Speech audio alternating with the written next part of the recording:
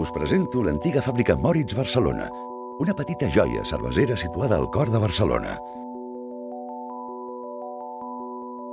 És aquí on es produeixen les nostres varietats de cervesa artesana, sense pasteuritzar, mantenint tot el seu sabor i aroma originals.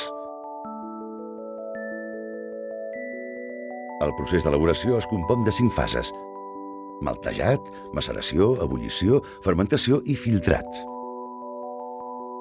El maltejat és la germinació controlada dels grans d'ordi. Després s'assequen per detenir-ne el procés i obtenir la malta. A les calderes de maceració es barreja amb aigua per obtenir-ne el most.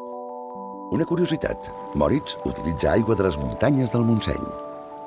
En una tercera fase s'hi afegeix flor de llúpol de Saz, la varietat més aromàtica del món, que dona a Moritz la seva característica aroma i sabor amarg.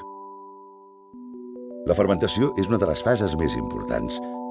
Consisteix a afegir-hi llevats que converteixen els sucres del most en alcohol i gas carbònic.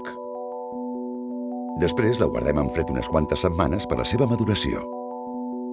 Finalment, per aconseguir un bonic color daurat, és necessari filtrar-la.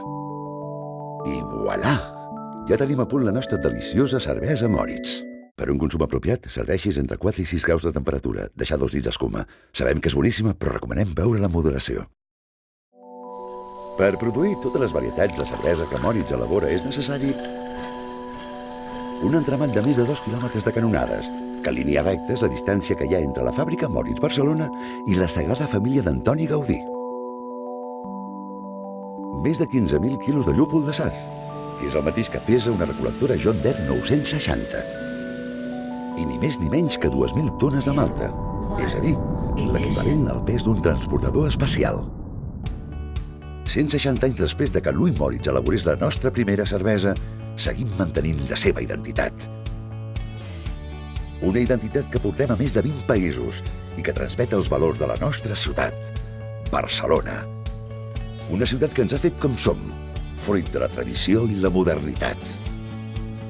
Recolzar nous projectes és un dels nostres objectius i ho fem cada dia. Cultura, disseny, art, cinema, moda, gastronomia i, com no podia ser d'una altra manera, la bona cervesa. Perquè sense els nostres orígens no seríem qui som.